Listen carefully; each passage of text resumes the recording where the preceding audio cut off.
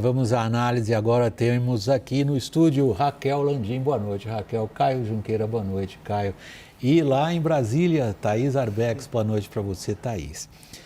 Nós temos aí, evidentemente, um racha nas elites econômicas. Algumas pretendem se manifestar de forma contundente em relação ao que está acontecendo na política e, portanto, na economia.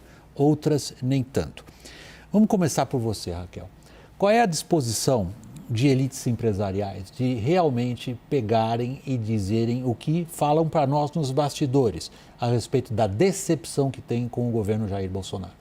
Depende da dependência do setor em relação ao governo. William, boa noite a você, boa noite aos colegas, boa noite a todos. Nós vimos o agronegócio se posicionando muito fortemente. Pelo menos um segmento, né? Pelo menos como uma ficou parte claro dele. Ali. Mas é um setor fortemente exportador, que praticamente não depende do governo, nem em termos de crédito, nem em termos de regra. Já o setor financeiro é um setor altamente regulado. É por isso que até este momento raramente víamos posicionamentos políticos desse setor. O primeiro aconteceu naquele manifesto a favor da democracia, em que tivemos os presidentes do conselho, as pessoas físicas, do Itaú Unibanco se manifestando e de outros bancos. Dessa vez, a ideia era trazer as entidades para a baila, para se colocarem num manifesto aparentemente neutro, William, mas não funcionou bem assim. Vamos pegar a sua explanação, o seu argumento, pelo outro lado, lá em Brasília, com a Thaís Arbex. A gente ouviu agora a Raquel dizer: dependendo do grau de dependência da regulação, os setores se manifestam assim ou assado em relação ao que consideram prejudicial a eles. E o que eles consideram prejudicial a eles neste momento é uma crise institucional que não parece ter fim. Vamos ver então pelo outro lado, Thaís Arbex. Qual é o temor que o Palácio do Planalto tem da capacidade de articulação de lideranças empresariais e econômicas? Boa noite, William. Boa noite, colegas e a todos que nos acompanham. Tem um fator muito importante na não divulgação desse manifesto, William. Embora a gente tenha noticiado durante todo o dia que houve um recuo, todo mundo teve acesso ao texto e se sabe, mesmo que não seja contundente, há sim uma insatisfação com o governo. E qual foi o temor ali no Palácio do Planalto quando esse texto bateu lá? O temor foi a participação ou o anseio de Paulo Scaff, o presidente da Fiesp, que teve papel importante em outros momentos da história, mais recentemente no impeachment da ex-presidente Dilma Rousseff. Todo mundo lembra daquela campanha patrocinada pela Fiesp com o pato, tinha um pato na Avenida Paulista. Isso foi muito lembrado no Palácio do Planalto. Por isso, toda essa movimentação para fazer com que Paulo Scaff fizesse esse recuo em relação ao manifesto. Peraí, a Thaís está colocando uma informação importante aqui, Caio. Queria ver como é que você analisa. Ela está dizendo em breves palavras o seguinte: sim, o Palácio do Planalto viu como é que setores econômicos se articularam para o impeachment de Dilma. Não querem que isso aconteça com Bolsonaro, é isso? Tem parte disso sim, né, William? Boa noite a todos. Se a gente olhar toda a movimentação do setor privado e comparar com a movimentação do setor político, elas são muito parecidas. O que tem nos dois lados? Tem quem está dentro, quem está ainda, quem está dentro do governo, quem está dentro com vergonha e quem está fora. E esse meio de campo ali... Você está falando do setor privado ou da política? Estou falando dos dois universos. Okay. E nesses dois campos, os que estão com vergonha, vamos dizer assim, mas que ainda apoiam, são os players-chave para descambar e formar uma maioria para um lado para o outro. É o que acontece com o Paulo Scaff também, que é tido como um bolsonarista, esteve sempre, está no Conselho da República, inclusive com o presidente Jair Bolsonaro. É o que acontece com parte do agronegócio, porque majoritariamente o agronegócio ainda apoia o presidente Jair Bolsonaro, uma parte minoritária já começa a desembarcar. Mas a gente pode fazer essa analogia entre esses três setores dentro do ambiente privado e do ambiente político. O Caio traz um problema importante para você, Raquel, que é o seguinte: em que medida a política está fazendo alguns perderem a vergonha? Eu sei que a minha frase tem duplo sentido, vou fazê-la de outra maneira. Em que medida que a política está fazendo alguns empresários perderem a sua hesitação em dizer o que pensam? Na medida em que ela afeta diretamente os indicadores econômicos e as perspectivas para a economia brasileira.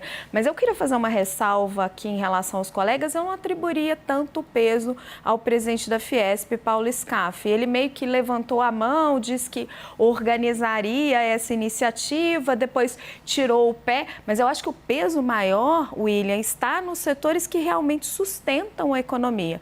E aí estou falando dos grandes bancos. Existe sim uma insatisfação. Você teve ali bancos públicos sendo utilizados para apoiar o governo e desmobilizar essa questão, deixar um clima chato, vamos colocar assim.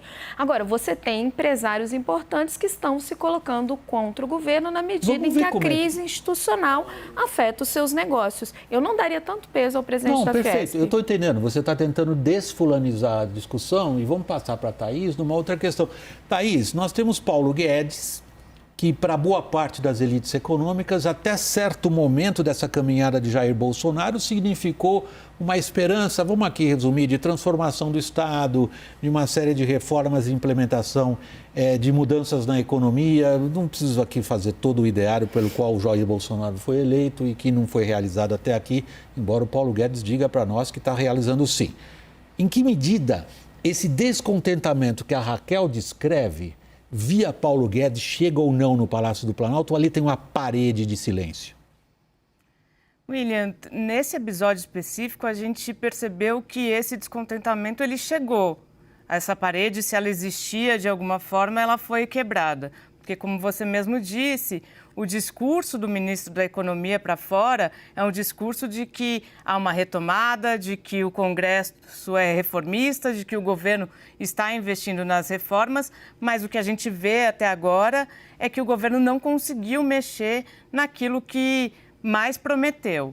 E eu não sou especialista para falar do mercado, dos empresários, mas o que eu pude ouvir hoje é que esse documento, mesmo que ele não tenha sido enfático, ele mostra, sim, essa insatisfação, principalmente com o ministro da Economia, principalmente com o ministro Paulo Guedes. William. Caio, em que medida essa evidente insatisfação de setores importantíssimos dos vários segmentos da economia brasileira? A Raquel se referiu ao setor financeiro. O setor financeiro foi importantíssimo na destituição tanto do ministro das Relações Exteriores quanto do ministro do Meio Ambiente, por razões que a gente não precisa explicitar de novo, os vários setores do agronegócio, da indústria, dos serviços. Em que medida Bolsonaro ouve isso? Bolsonaro se incomoda na medida em que ele perceber que isso vai colocar em risco as chances de reeleição dele, o que ainda não aconteceu, William.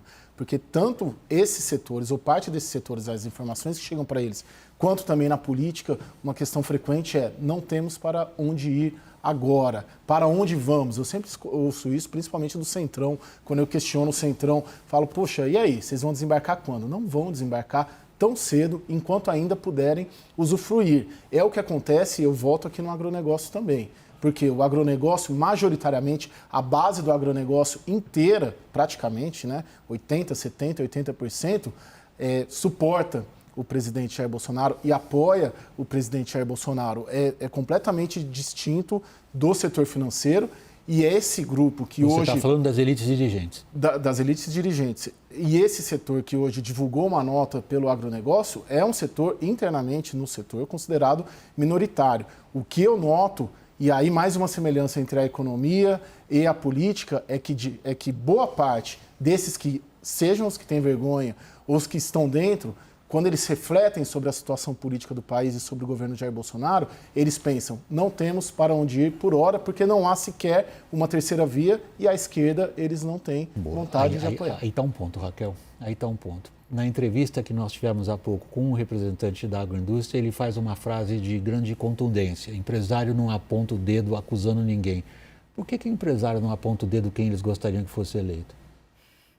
Que ainda não tem um nome, né, William? Mas eu vou fazer o papel do contra hoje, porque eu vou discordar de novo do Caio. Eu acho que sim, numericamente você tem uma base forte no agronegócio que apoia o presidente Jair Bolsonaro no interior. Mas quando você pega as grandes empresas da agroindústria, os grandes produtores de celulose, as grandes processadoras de óleo de soja, os grandes frigoríficos, eu não vejo essa base de apoio exatamente por conta do peso que o governo Jair Bolsonaro está representando para a imagem dos produtos brasileiros no exterior. Eu acho que só serve ao público quando a gente manifesta aqui visões, sejam quais forem, convergentes ou divergentes, tanto faz. Caio.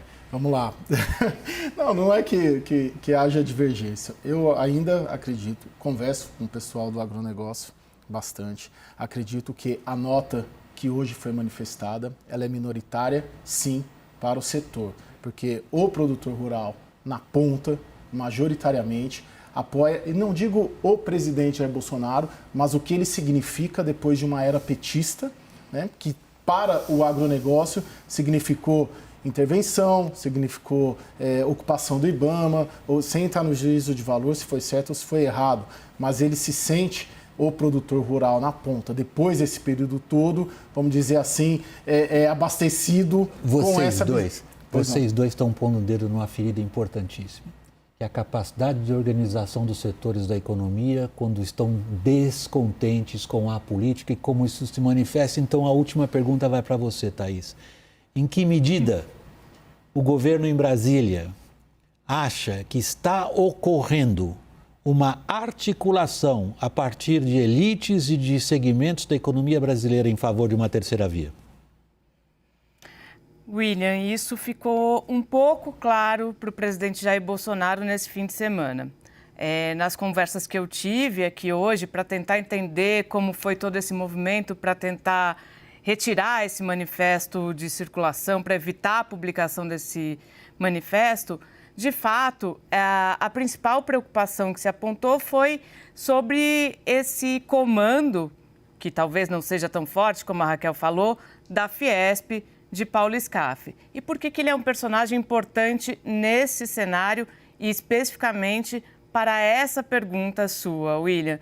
Porque Paulo Scaff era, até outro dia, bolsonarista de carteirinha. Só que ele está fazendo um movimento para a terceira via. Ele está fazendo um movimento para o PSD de Gilberto Kassab, que a gente sabe pretende lançar um candidato a presidente da República. E esse nome hoje é o presidente do Senado, o Rodrigo Pacheco. Então, por trás de tudo isso, tem um movimento político bastante importante. E foi isso que pesou nesse fim de semana também. Thaís Arbex, muito obrigado. Boa noite para você aí em Brasília. Caio, muito obrigado. Boa noite. Raquel, até logo mais.